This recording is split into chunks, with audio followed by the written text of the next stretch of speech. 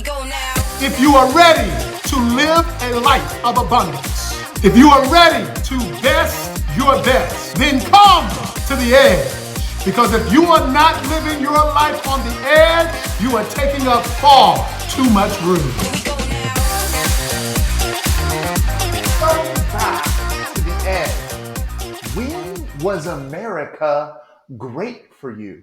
I'm your host, Eric Brown, and with me in studio, Mr. Mike Jones. Hey, Eric, what's going on, babe? First of all, I want to make a point here. So I'm really going to ask you for this particular episode more than ever before to listen with the intent to be influenced, because we will be addressing this issue in a non-political kind of way. So I know many of you have this lens in these very, very interesting times in which we live in, that you see everything through a political lens. I'm asking you to look at this today through a human lens.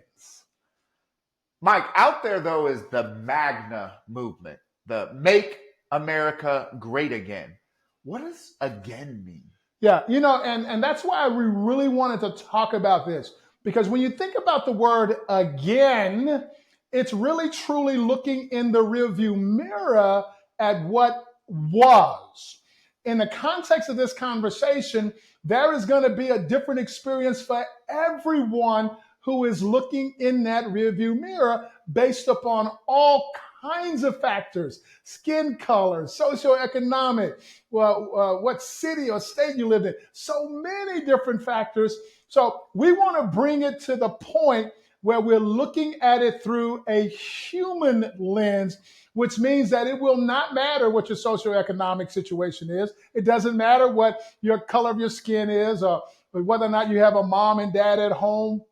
Whatever your circumstance is, whatever your human experience is, when you're looking through this lens, when we've taken down the rearview mirror, then we don't have to make it great again. As our shirts say, we can make America greater. Yeah, so collectively though, as a group, what actions will we take to make America greater? Well, when we really think about this, y'all, so be with me for a moment. If I am truly looking to be fair with people, it doesn't matter what the historical data says. What matters is for me to look forward and be fair to people. Unfortunately, we go through the process of having to legislate fairness into our existence because people are just not choosing to be fair with each other. We go through the process of having to legislate love into our communities because people are not choosing to just love each other. To me, loving somebody means to accept them for who they are and for who they aren't. There is no need for us to make other people wrong for us to be right. Man, I got to say that as we are making America greater, the awareness is I don't need to make you wrong for me to be right. I have a right to my opinions and my beliefs, and so do you. And in the context of this conversation, it is not necessary for me to make you right for me to be wrong. And then, quite often you hear people say, well, let's just agree to disagree. When we are agreeing to disagree, I am still saying that you're wrong. It is not necessary for me to agree to disagree with you. It means that I don't respect what your opinion is. I don't respect you as a person or the right that you have to have that opinion. So in the context of this conversation, all I'm saying to you is that when we take the rearview mirror down and we are now focused on making America greater, it means that there is now space for us to be with each other in the context of this conversation and allow you to be whoever you need to be and allow me to be whoever I need to be. So I love the message, Mike, but I've been taught that life is not fair. So what advice would you give when something comes up and it's out of context, even though that may be my focus to make America greater? Yeah, and Eric, I don't really know what it means when somebody says that life is not fair. What I do understand is that they clearly have an expectation of something that they're not receiving. What I want to say from Discover Leadership Training's perspective, whatever you want out of life is available to you. You've got to be willing to do whatever it takes to go make that happen for you. So if you need more education in order to be more productive, then go get that education. And I absolutely got to talk about this, Eric. When we see people that are in situations where they feel like life is not fair to them, they are truly communicating that they have expectations that they are not getting met. Got it. So then I guess the question would be, what is available to us from our capacity to really make America greater? What can we do? What will we do? Yeah, and you know what? That is an absolutely individual question because there are people in this world that are the haves and then there are the have-nots. So if I am a have, then there's got to be a way for me to play this game in such a way that I'm allowing myself to be a resource to all of the people around the world. And if I'm a have-not, I've got to find a way to be a resource to myself and the people around the world. One thing that I've said to people in my life often is that I am not the type of person who is willing to give a person a handout. That is not the way that I choose to live my life. And that's my right. I am the type of person who is willing to give you a hand up, not a handout. Because when you are truly working to accomplish something in your life, sometimes you may need a hand up. Sometimes you may need somebody to absolutely be there to prop you up and support you. But when you're truly working towards something, that is when you should have people show up for you. If you are just standing around waiting for a handout, I would absolutely say that I am not the person that is going to be helping you. There is no way for you to make your life greater. There is no way for America to become greater if you are the person who's standing on the sidelines waiting for life to happen to you. Because you can step up and make life happen because of you. So if you need more education, go get it. If you need to go get a job because a job is available to you, but not the one that you want, get out there and be where you are. I love it when people have the courage to be where you are. Wherever you are in your journey, be there. And be there with passion and conviction to be able to keep moving forward and trending toward the things that are going to allow you to live a life greater than the one that you are presently living. Man, smoking hot message. I love the context of it. I think the audience out there, though, with all the political stuff that is going on and things that we have going on in America, the task just seems too big.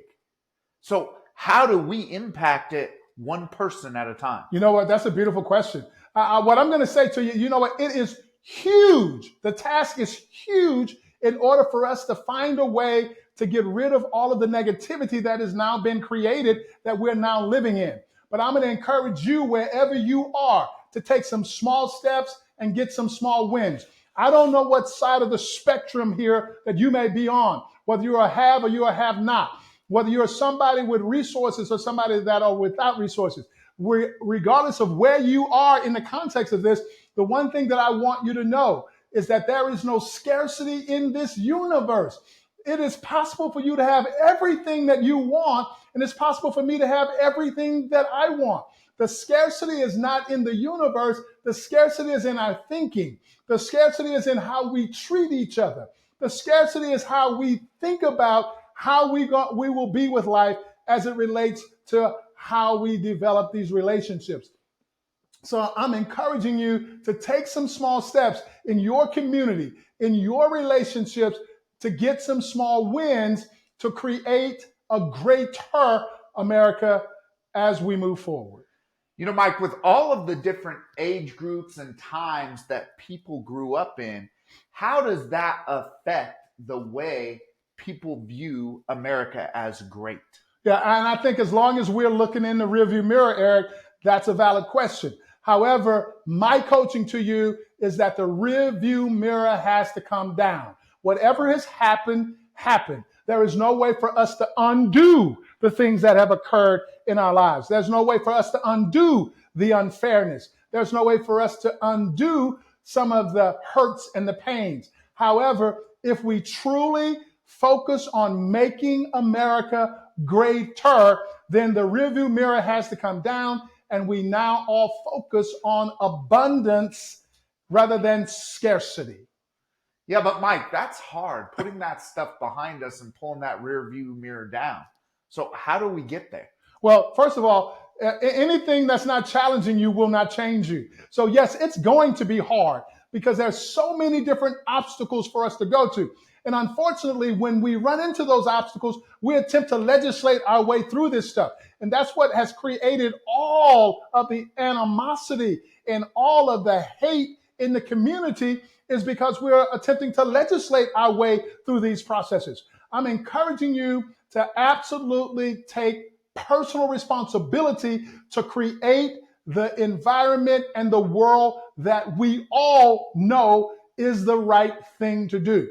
Now, I understand quite often that people can do the wrong thing right when it's coming from historical data, when they're looking in the rearview mirror. But what I'm encouraging you to do is understand that I believe that it is the right thing for me to love my neighbor as I love myself, to treat my neighbor with fairness. I think that it is the right thing to create an environment of fairness that everyone has the opportunity to go for the things that they want and truly play full out and live a life of abundance. So if I am not being a hindrance to that, then I'm absolutely offering and creating opportunity for other people to be able to accomplish that for themselves. Wow. So here on the edge, you got it firsthand, how to make America greater. Yeah, so we definitely want to get out of that rearview mirror. So focusing on making America great again means that we want to go back to something. I'm encouraging you to understand that one of the symbols for the programs that we do at Discover Leadership Training is the samurai warrior, because he only wore armor on the front. He didn't have a rearview mirror. He didn't look backwards. He only moved forward. So take the rearview mirror down and let's make America greater. So when we take this on, it's certainly going to be uncomfortable. As Eric said, it's going to be hard. But we go into it understanding that, because we know that if you are not living your life on the edge, then you are focused on making America great again. But when you get out on that edge, it's absolutely going to allow us to make America great. So if you're not living your life out on that edge, you're taking up far too much room. Here we go now.